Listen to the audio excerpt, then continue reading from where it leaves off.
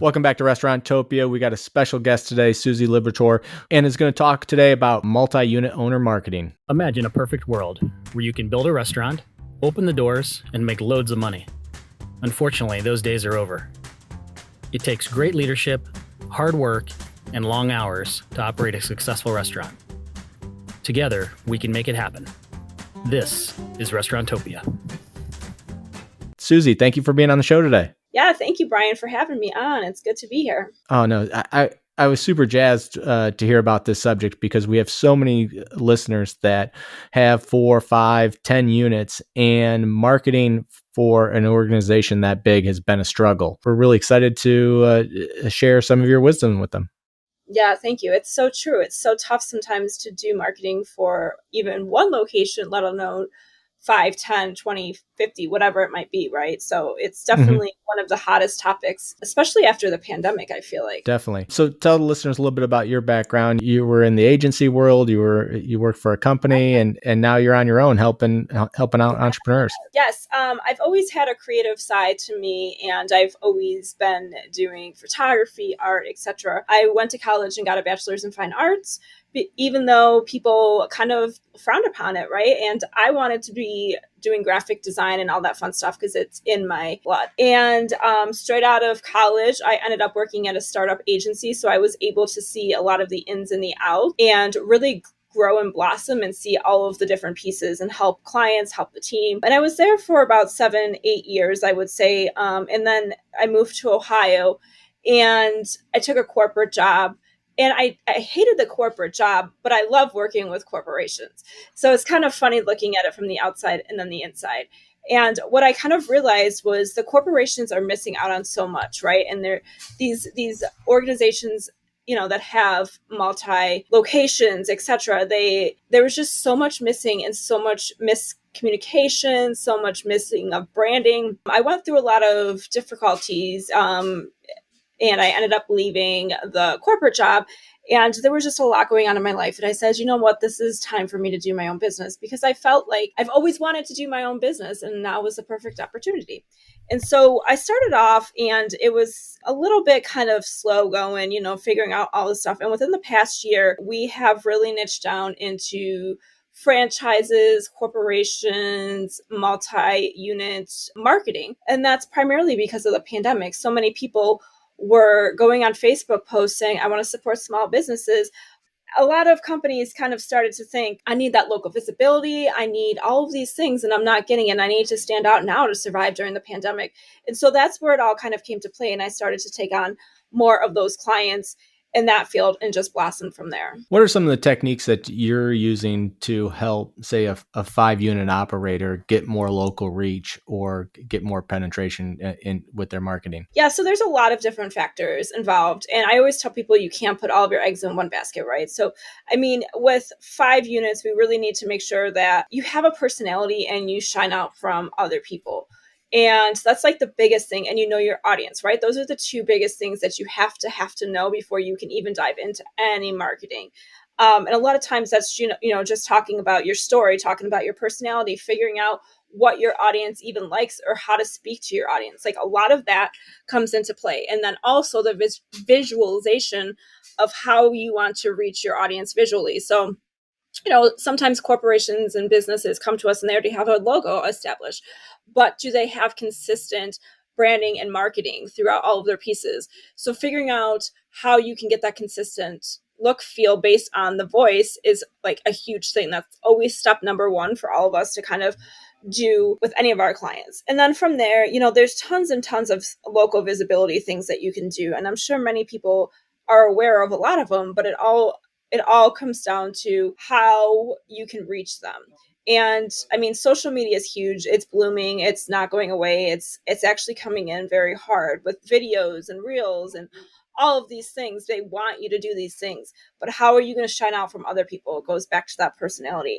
Google My Business is a huge, huge thing for any business. You really, truly need it. And I wrote down in my notes, if people are traveling to your locations, if they're traveling to your restaurants, you really want to make sure those Google rankings are up there, whether that's paid advertising or just Google My Business, having reviews, having posts, making sure that everything is consistent. When they look at the Google My Business, then they go to the website and then they go to social media. That's typically how a customer works. And I always do the same thing when I'm traveling or want to look at a place, right? I go to Google first, and then I go to their website, and then I go to social media. And it's just the phase that we go through. Those are some quick little things. And I have some other ones as well. I think Google My Business is the most overlooked marketing tool out there. Yes. The number of hits that you're getting, if listeners leave with anything, go to your claim your Google My Business listing. Yes. 2, go to the analytics and really look at the number of people that are using it. How many people are hitting the call button? What photos do you have on there? It is staggering to see the effect that it could have on your business. I'm talking definitely 5 to 10% in just with reviews and photos. I was doing some consulting last week for one of our multi-unit operators. They have 3 units. They're moving to a 4th, and their Google rating went from a 4.3 to a 4.2. And I go, that's concerning. I mean, it's only a point, but you're definitely trending downwards. What can you do to get the reviews back up? So we put together a 1-pager. It was like a half a page actually, that had a QR code, had 2 QR codes. One, if you like what we did, tell the chef on Google. And if you don't like what we did, that QR code popped right into an email and allowed them to give feedback. So you could get that feedback on a private channel versus a public channel. No, I love it. And I tell people all the time, you have to have some type of funnel. Every time you work with a customer, you have to have some type of capture, whether that's reviews, whether that's just internal, like you said, through an email, whatever it might be. It has to happen, not just for, the public, but for your own good. So I love that you talked about that. And then the other thing too about Google My Business is you can kind of see what people are searching for as well. And if you have Google Analytics set up, you can really dive into a lot more in depth of who's searching, where they're going, all the demographics, etc. And it's really powerful. You have to know your audience really well to have such great marketing. Yeah, Google is a huge source of most of your traffic. It's typically agnostic too as to the brand. So people aren't searching, XYZ brand. They're usually searching lunch near me, pizza near me, restaurants near me. Restaurants near me. No, for sure. And we all do it in our own personal life. So I think it's unique to say, all right, hey, what do I do as a consumer? What do I go to a new city? Am I going to this website or that website, or just searching a general Google search? And then I would say a lot of people are searching just general Google. I would also say, location is huge, right? So even when I'm looking for stuff locally here in Ohio or Cleveland, because I'm in Stowe. So if I go to Cleveland, I want to search Cleveland restaurants, best restaurants in Cleveland, or Italian restaurants in Cleveland, right? So really kind of really niching down and figuring out what people can search for is so important. Cater to that and have actual text on your website, and it's have a professionally done website, not just a Wix, one that someone put together in 5 minutes with the 2 pictures and a PDF of the menu that would take a 75-inch screen to actually read it. I think there's simple things that we talk about all the time on Restauranttopia, and then that I've heard on your podcast that can be implemented that are really just not tricks or tactics. They're just blocking and tackling things that you have to do as a restaurant owner. Part of being a restaurant owner is not only making great food, but it is also being a good marketer. Right. Or hiring out those resources like you who are going to help them with. Right. And touching on the website real quick too, I was actually in Charleston, South Carolina.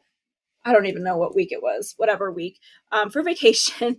And, we were always searching for restaurants and stuff like that. So I would be like, if their website's not good, I can't even buy from them. Right. So especially mobile, like a lot of people are on mobile if they're traveling, if they're on the go, and we want to make it easy. Right. So like, can they book appointments on your website? Are they able to read the menu online? Can they order and take out and dine out? And that's the other thing with Google My Business too, put out if you can do dine in, if you can do takeout, if you can do delivery. All that stuff really helps, and it's really spiked. There's so many more options now since the pandemic happened because everybody jumped on board to do those things. So be clear about that on your website as well. Make it easy for your audience, especially on mobile, because mobile, we can sit there and scroll and look forever. And if we're not finding what we need and want, you're not going to convert. That is so true. Make it easy. I swear 90% of restaurant owners that I know have never looked at their own website on their phone or tried to do an order online. Like, just order, make it, look at it. There's no pictures. I mean, no one knows what your chicken piccata looks like. No one knows what, your chicken parm looks like. You have to provide a picture and make it easy. It goes to everything. It goes to increase ticket average just by having an easy process with great photography. Absolutely. Susie, what are some of the things that like a 5-unit operator could do to help better interact with their local community? Yes, I love this. I love the local stuff very much. And that's what usually makes people stand out. I work with a lot of clients who give back. They're involved in chambers, they're involved in organizations. They are always connecting and networking. And you don't have to do that as the owner necessarily. It can be, a brand ambassador, it can be a marketing director, etc. But really getting that out there and engaging and showing up. I mean, you want to make sure that you attend and you're on the right stuff that matters to you and your company. And that goes back to the personality, right? Like, what's your mission? What's your vision? All these things. And find stuff that you can do locally. Do you want to set up at a local expo? Do you want to do a farmer's market?